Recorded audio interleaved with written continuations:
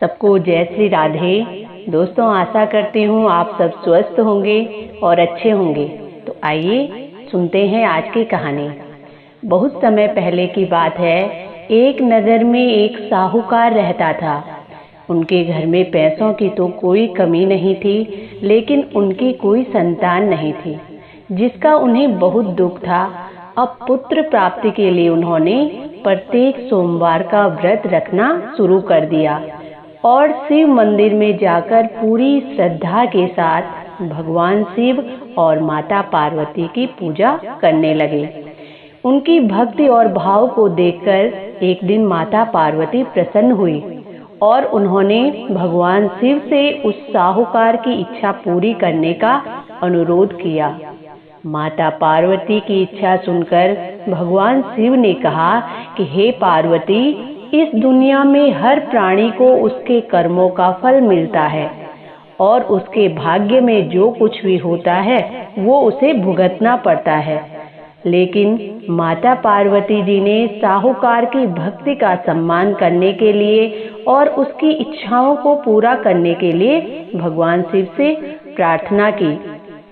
माता पार्वती के अनुरोध पर भगवान शिव ने साहूकार को पुत्र प्राप्ति का वरदान दिया, लेकिन साथ में ही ये भी कहा कि उसके बच्चे की उम्र केवल 12 वर्ष की होगी। साहूकार ने माता पार्वती और भगवान शिव की बातें सुन ली थी, जिसके कारण उसे ना तो खुशी हुई और ना ही दुख हुआ। वो पहले की तरह भगवान शिव की पूजा करता रहा। अब कुछ समय बाद साहूकार के घर में एक पुत्र का जन्म हुआ। जब वो 11 साल का हुआ तो उसे साहूकार ने पढ़ने के लिए काशी भेजने का मन बनाया। अब साहूकार ने बेटे के मामा को बुलाया और ढेर सारा पैसा दिया और कहा कि इस बच्चे को शिक्षा प्राप्ति के लिए काशी लेकर जाओ और साथ में रास्ते में यज्ञ करते करते जाना। जहाँ कहीं भी यज्ञ करोगे वहाँ ब्राह्मणों को भोजन कराना और दक्षिणा भी देना।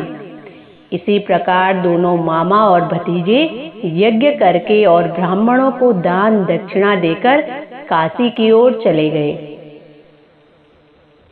अब एक रात्रि वो किसी नगर में पहुँचे जहाँ के राजा की पुत्री का विवाह हो रहा था, लेकिन जिस राजकुमार से वो लड़की शादी कर रही थी वो लड़का अंधा था।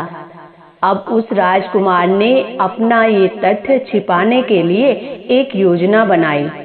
सोचा कि मेरी तो आंख नहीं है, तो उसने साहूकार के बेटे को देखकर मन बनाया कि क्यों न इससे मैं राजकुमारी की शादी करवा दूं और शादी के बाद इसे पैसे दे दूंगा और इसे वापस भेज दूंगा और राजकुमारी को अपने साथ अपने शहर लेकर चला जाऊंगा। अब लड़के को शादी के कपड़े पहनाए और राजकुमारी के साथ उसकी शादी करवा दी। लेकिन जो साहूकार का बेटा था वो बड़ा ईमानदार था। उसे ये सब ठीक नहीं लगा।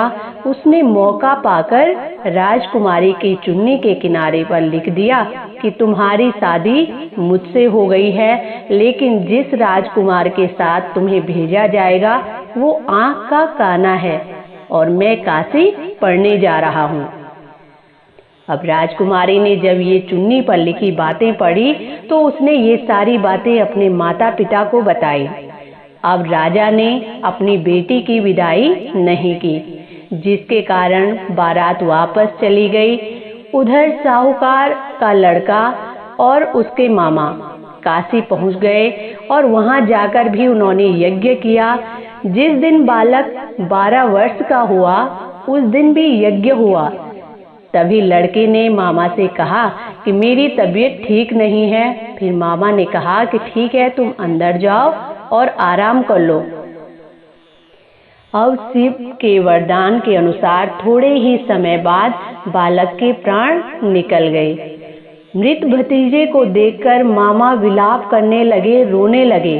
संयोग से वहां से शिव और माता पार्वती जा रहे थे। तभी माता पार्वती ने भगवान शिव से कहा कि स्वामी, मैं इसके रोने की आवाज को सहन नहीं कर पा रही हूँ। आप इस व्यक्ति की पीड़ा को दूर करें।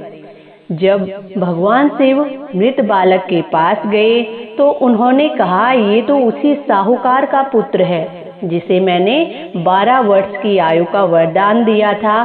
अब इसकी उम्र हो गई है। लेकिन माता पार्वती ने कहा कि हे महादेव, कृपया इस बच्चे को लंबी उम्र दें, नहीं तो इसके माता पिता इसके अलग होने के कारण तड़प तड़प कर मर जाएंगे। माता पार्वती के अनुरोध पर भगवान शिव ने बालक को जीवित रहने का वरदान दिया। शिव की कृपा से वो बालक जीवित हो गया। अब वो लड़का अपनी पढ़ाई पूरी करने के बाद अपने मामा के साथ अपने नगर की ओर चला गया। लेकिन रास्ते में दोनों उस जगह पहुंचे जहां उनकी शादी हुई थी। उस नगर में भी उन्होंने यज्ञ का आयोजन किया। लड़के के ससुर ने उसे पहचान लिया और उसे अपने महल ले जाकर उसकी देखभाल की और अपनी बेटी को भी उसके साथ विदा कर दिया। और यहाँ साहूकार और उसकी पत्नी भूखे प्यासे अपने बेटे का इंतजार कर रहे थे। उसने कसम खाई थी कि अगर उसे अपने बेटे की मौत की खबर मिली तो वो भी अपनी जान दे देगा, वो जीवित नहीं रहेगा। लेकिन जब उसने अपने बेटे के जीवित रहने की खबर सुनी तो वो बहुत खुश हुआ और उसी रात भगवान शिव उस साहूकार के सपने में आए और कहा कि मैं तुम्हारी भक्ति और भाव से प्रसन्न हूँ और मैंने तुम्हारे पुत्र को लंबी आयु का वरदान दे दिया है। अब साहूकार बड़ी प्रसन्नता के साथ भगवान शिव की और भी श्रद्धा और भक्ति से पूजा करने लगा। तो इस प्रकार जो कोई भी सोमवार का व्रत रखता है या कथा को सुनता या पढ़ता है, उसके सभी दुख दूर हो जाते हैं और उसकी सारी मनोकामनाएं भी पूरी होती हैं। तो ये थी आज की कहानी। इसी के साथ जय श्री राधे। ओम नमः शिवाय।